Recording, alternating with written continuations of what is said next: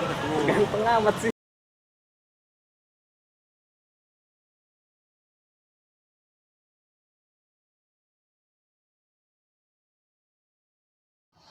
Assalamualaikum warahmatullahi wabarakatuh.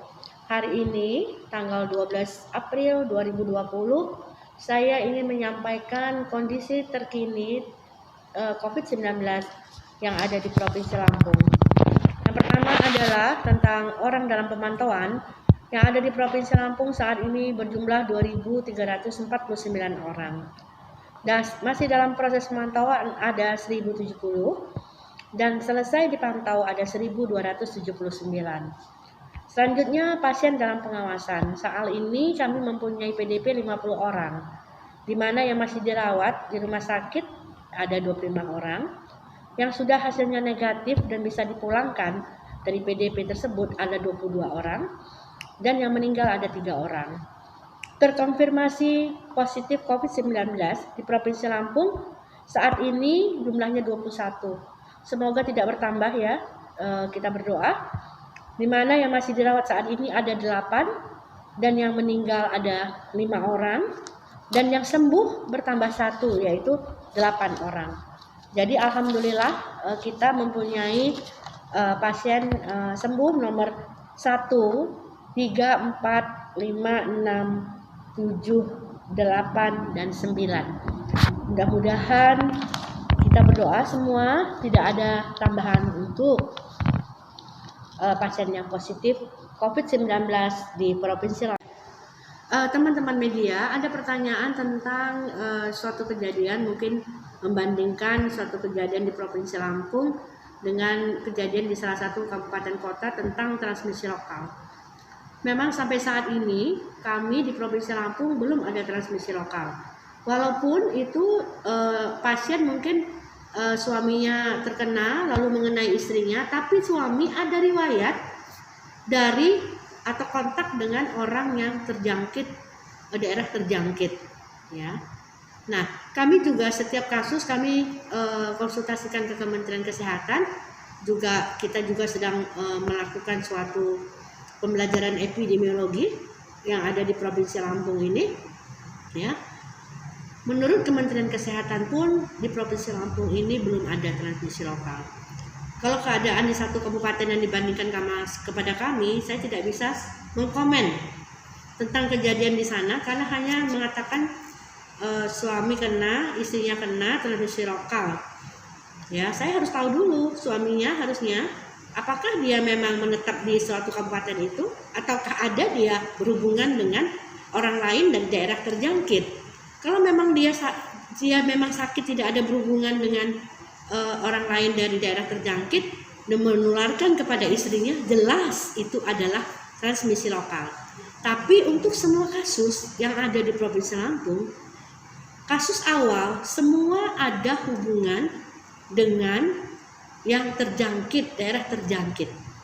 Ya, selanjutnya yang sudah berhubungan dengan daerah terjangkit ini mungkin begitu di tracing itu ada kontak eratnya yang juga positif.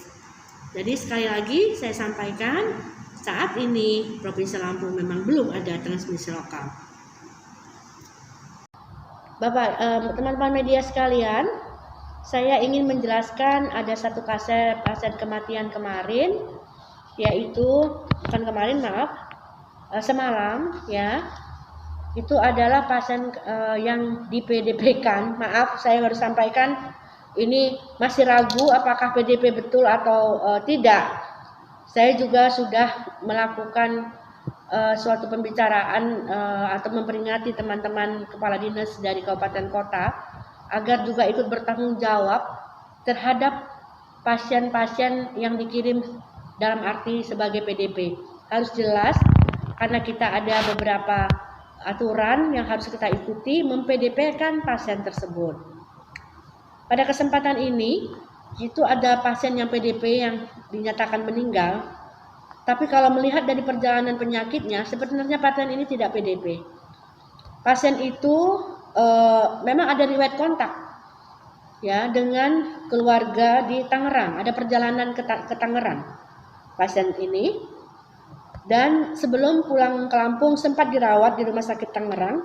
Diagnosanya adalah TB paru dan tifoid. Dan selanjutnya pasien pulang ke Lampung. Pada tanggal 7 April, keluhan bertambah, lalu petugas di puskesmas di Lampung Utara, seorang dokter mengunjungi pasien di rumahnya. Karena memang di Lampung Utara kita kita mengetahui ada suatu program mengunjungi si sakit ya. Jadi dokternya datang ke rumah si sakit, konsultasi dengan dokter spesialis paru di Rumah Sakit Ria Kudu, dan dokter spesialis paru menganjurkan untuk dicek. Ya, dan setelah itu dirawat di Ria Kudu pasien tersebut. Dilakukan ronsen torak dan lain-lain. Saat itu dilakukan rapid test. Hasilnya negatif. Rapid testnya. Ya. Selanjutnya direncanakan juga rapid test kedua. Tapi belum direncanakan belum terlaksana. Tanggal 13 pasien sudah terlanjur meninggal. Dan dari Ria Kudu jam 10 malam pada tanggal 7 April itu dirujuk ke rumah sakit ada di Cokro Depok. Ya. Nah, di sini jujur saya ingin menyampaikan pada teman media, sebenarnya kenapa dari rumah sakit yang rujukan utama, dia termasuk rumah sakit yang di SK-kan Kemenkes, kenapa harus merujuk ke rumah sakit Ria Kudu yang memang sebenarnya rumah sakit rujukan yang ditunjuk oleh. Saya ingin menyampaikan pada teman media, sebenarnya kenapa dari rumah sakit yang rujukan utama, dia termasuk rumah sakit yang di SK-kan Kemenkes, kenapa harus merujuk ke rumah sakit Ria Kudu yang memang sebenarnya rumah sakit rujukan yang ditunjuk oleh SK Bapak Gubernur termasuk, ya. Dan di rumah sakit Adadi, pasien tersebut juga dirawat selama 4 hari, ya. Dan pada hari ketiga kondisi pasien sebenarnya sempat membaik, ya, bahkan direncanakan untuk pulang. Tetapi pada malam hari keempat kondisinya memburuk kembali, ya. Dan pada hari Minggu tanggal 12 April jam 2.53 WIB pasien dinyatakan meninggal dunia dengan diagnosa pneumonia, ya, PCP, TB paru dan HIV. Itu keterangan pada surat kematian. Nah, di sini teman-teman media, saya juga mengingatkan kembali untuk jajaran kami harus kritis dalam mem-PDP-kan seorang pasien. Pasien ini sudah dibawa keluarga pulang ke Kota Bumi, tidak dilakukan pemulasaran jenazah sebagai COVID karena yakin bahwa ini bukan COVID-19. Mungkin itu yang dapat saya sampaikan kepada teman media. Bagaimana cara memberitakannya ya saya serahkan kepada teman media, ya. Tapi saya sudah mengingatkan jajaran saya untuk melihat kembali apa definisi daripada PDP dan harus jeli dalam melakukan pemeriksaan selanjutnya kalau kita yakin orang ini adalah gejala dari COVID-19. Baik teman-teman, saya rasa sudah gak ada pertanyaan dari yang ke Bu Lisna, ya. Stop dulu, Lis.